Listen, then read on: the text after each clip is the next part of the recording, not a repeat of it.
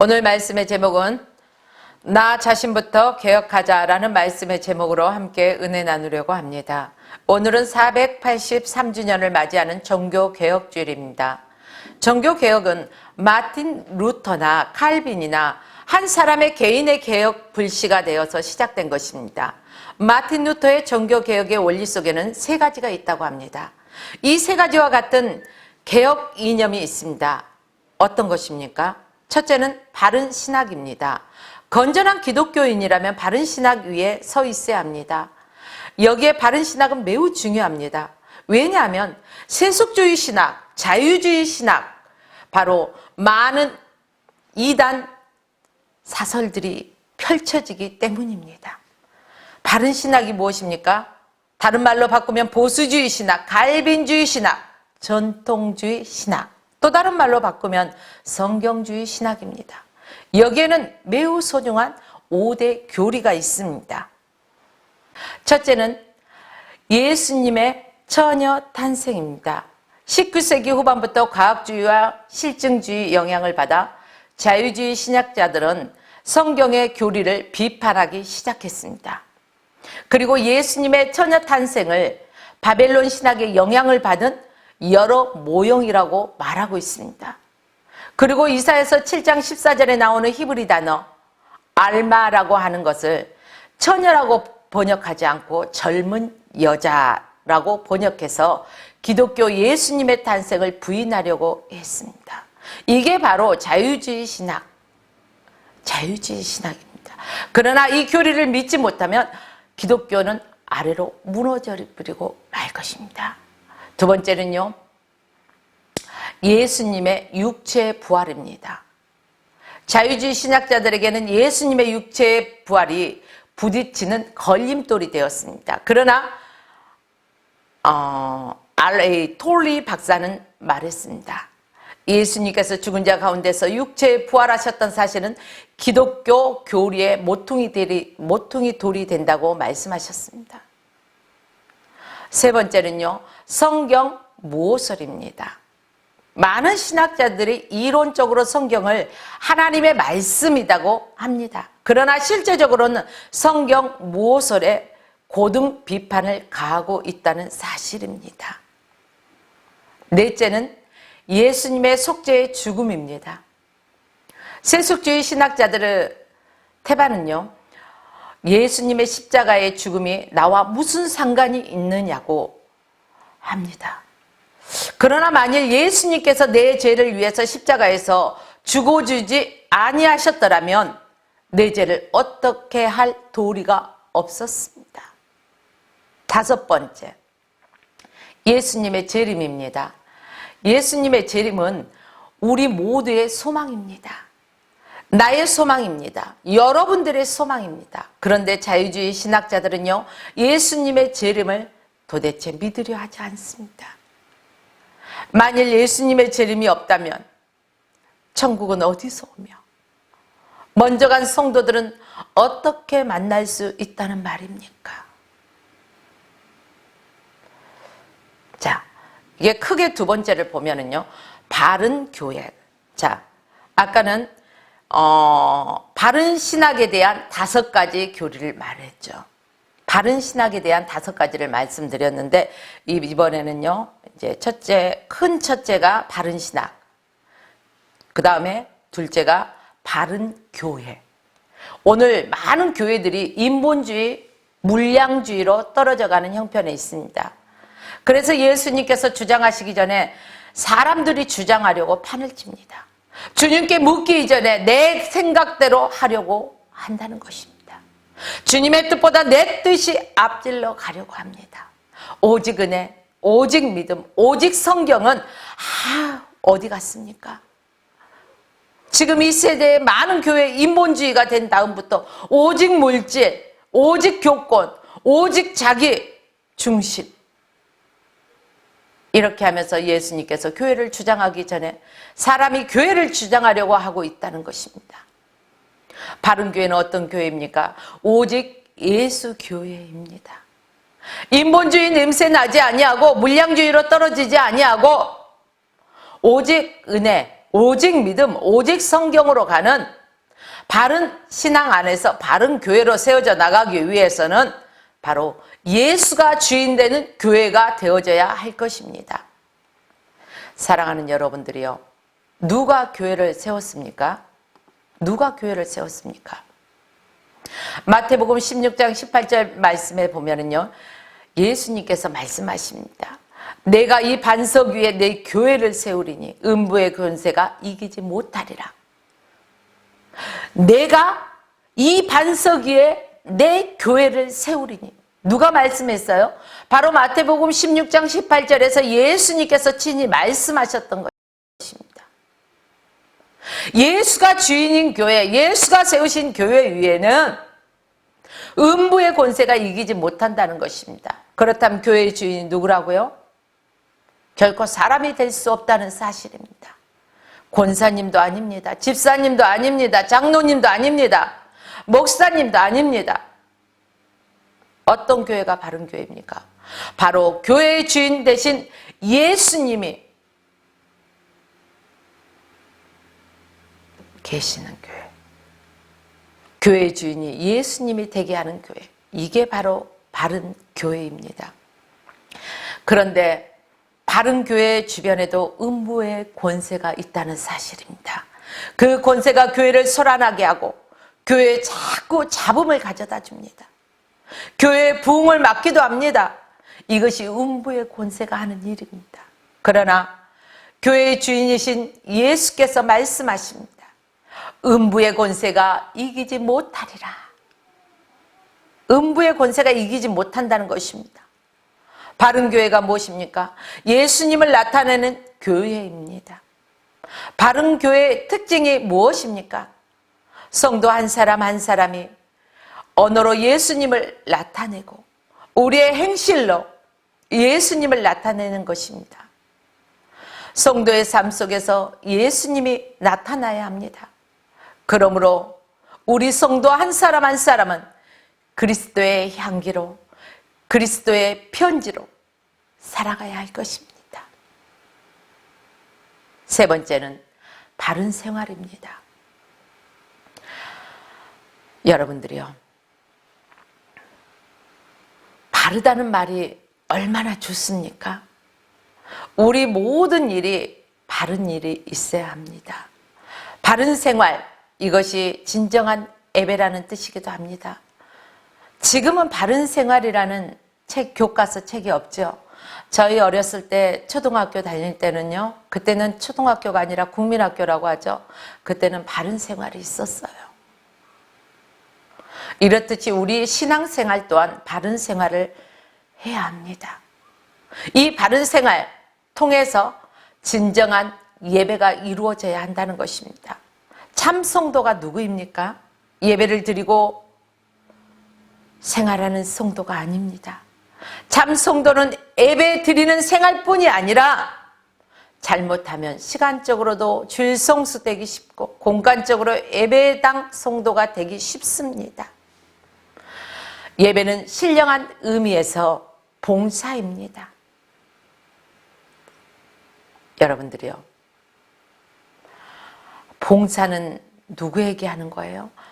하나님께 드리는 것입니다. 그러므로 저와 여러분들은 예배를 통하여 하나님께 드려지는 것입니다. 우리의 몸이 산제물이 되어서 주님 앞에 예배로 나아가는 것입니다. 사랑하는 여러분들이요, 사람에게도 하는 것이 봉사입니다. 그러니까 양면성이 있습니다. 하나는 종교요, 하나는 윤리입니다. 이것이 십자가가 잘 설명해 주고 있습니다. 바로 예배 생활 잘하는 것, 하나님과 나와의 수직 관계이죠. 수평 관계는 이웃과 이웃을 잘 섬기는 것, 주님 안에서 잘 섬기는 것, 이것이 수평의 관계입니다. 그래서 바로 십자가의 사랑이 완성되는 것입니다. 사랑하는 여러분들이요, 우리 기독교는 어떻게 보면 개혁의 종교라고 할 수 있습니다. 누가 과거에 무슨 죄를 지었느냐? 누가 과거에 무슨 언행에 실수를 했느냐? 결코 묻지 않습니다. 그래서 성경에 보니까 귀신 들린 막달라 마리아가 개혁되었습니다. 현모 양처럼 달라진 것입니다. 재물만 탐하였던 삭개오, 이 삭개오가 개혁되었습니다. 그리고 우리 주님을 영접하였습니다. 우리 주님을 영접하지 않았다면요, 개혁되지 않았을 것입니다. 바로 내 안에 그리스도가 주인 되셨을 때 우리는 개혁된 삶을 살아갈 수 있습니다. 아직까지도 내 뜻과 내 주장을 앞세우고 인본주의 냄새나는 삶을 산다면 아직까지 내 자신이 개혁되지 않았나 되돌아봐야 할 것입니다. 본문 말하면은요, 본문을 영어 성경에 audit things라고 했습니다. audit things, 다시 말하면 낡은 모든 것이 새로워진다는 말입니다. 예수님 안에 있으면 낡은 생각, 낡은 모습 등 반전으로 모든 것이 개혁될 수 있습니다. 그것이 무엇입니까?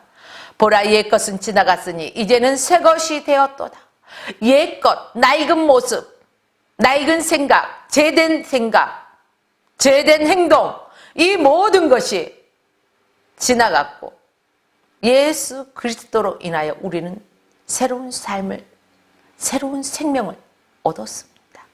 그러므로 우리 자신이 반전적인 새로운 삶을 살아야 합니다. 이전 것은 지나갔으니 보라, 새 것이 되었도다. 새 가죽 부대에 새 포도주를 담듯이 새 포도주를 낡은 가죽 부대에 담지 않습니다. 이러듯이 우리의 신앙이 개혁되어져야 한다는 것입니다. 나 자신부터 개혁되어져야 한다는 것입니다. 오늘 종교개혁주의를 지키면서 무엇이 새로워져야 좋겠습니까? 우리 자신이 곰곰이 생각해 보아야 할 것입니다. 자, 여러분은 무엇이 개혁되어져야 된다고 생각합니까? 오늘 이 말씀을 준비하면서 가만히 생각해 보니까 우리가 살아가면서 때때로는요, 넓은 아량 있는 사람 같았는데 어느 순간에 보면 아주 옹졸한 사고방식을 살아가고 있는 자신을 발견할 때가 있더라고요. 이런 나의 옹졸한 사고방식이 개혁돼야 한다는 것입니다. 내가 온전한 믿음 안에서 살아가고 있는 것 같았는데 어느 순간에 보니까 믿음과 상관없는 내 생각과 내 주장과 내 뜻과 사람 냄새 나는 삶을 살 때가 있었다라는 것이죠. 행함 없는 믿음은 죽은 믿음이라고 했습니다. 그런데 말씀 따로, 믿음 따로, 행함 따로 이럴 때가 없었습니까? 여러분, 행함이 없던 나의 믿음이 바로 개혁되어져야 한다는 것입니다. 행함이 없는 나의 믿음이 개혁되어져야 한다는 것은 내가 입술로만 주여 찾는 것이 아니라 온전히 믿어져야 합니다. 하나님의 말씀이 온전히 내 안에서 믿어질 때 우리는 담대함으로 그 말씀을 믿고 행할 수 있다는 사실입니다. 주여 하는 것만 가지고 천국에 못 갑니다. 독선적인 나의 아집이 개혁되어야 합니다. 참으로 아량 있는 것 같지만 때에 따라서는 독선적인 나의 모습을 발견할 수 있다는 것입니다. 이 또한 개혁되어져야 한다는 것입니다. 사랑하는 성도 여러분, 사랑하는 화평방송 시청자 여러분, 사랑하는 동역자 여러분, 바로 우리 마음속에 먼저 개혁이 이루어져야 할 것입니다. 그런데 누가 먼저 개혁되어야 합니까? 이 개혁되어져야 한다 그러니까 누가 먼저 개혁되어져야 하나? 너부터 개혁되어져야 되지 않는 거 아니야? 이렇게 말하는 분도 있을지 모릅니다. 그러나 내가 아니라 바로 나라는 사실입니다. 우리 각자 한 사람 한 사람 내가 먼저 개혁되어져야 된다는 사실을 여러분들이 알아야 합니다. 그러므로 우리는 우리 자신이 개혁되어지기 위해서는 무엇을 해야 할까요? 기도하지 않고 개혁되어질까요? 아니요.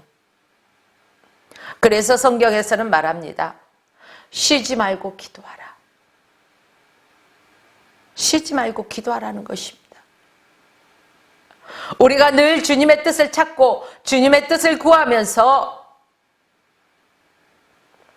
그분과 연합된 삶을 살기 위해서는 우리가 기도가 필요합니다. 예수 그리스도와 연합된 삶을 살려면은 우리 자신이 개혁되어져 가는 삶이 되어야 한다는 것입니다. 사랑하는 여러분들이요.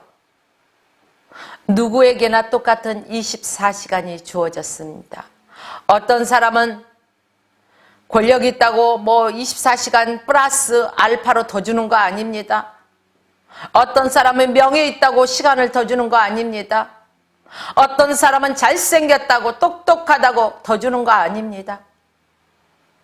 빈부격차 없이 남녀노소 없이 누구에게나 똑같은 24시간이라는 시간이 주어집니다. 여러분들이요. 이 하루 24시간 중에 어떤 사람은 정말로 무릎으로 주님 앞에 나아가 하나님의 얼굴을 구하면서 그분의 뜻대로 살아가기를 몸부림치면서 자신을 개혁하는 사람이 있는가 하면 어떤 사람은 순간순간 자기의 감정에 이끌려서 살아가는 사람이 있을 것입니다. 오늘 이 예배를 들으시는 사랑하는 성도 여러분은 어느 쪽에 택합니까? 어느 편에 서 있습니까?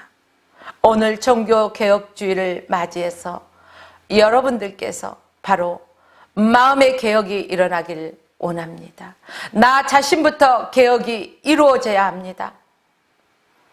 그래서 그리스도의 향기가 되어서 그리스도의 편지가 되어서 우리가 빛으로 소금으로 살아가며 우리의 삶 가운데서 우리의 모든 언어 행실을 통해서 우리가 움직이는 성전으로 하나님께 영광 올려드리는 진정한 개혁이 일어나기를 주님의 이름으로 축복하며 오늘 말씀을 마칩니다. 화평방송 구독, 좋아요 부탁드립니다. 감사합니다.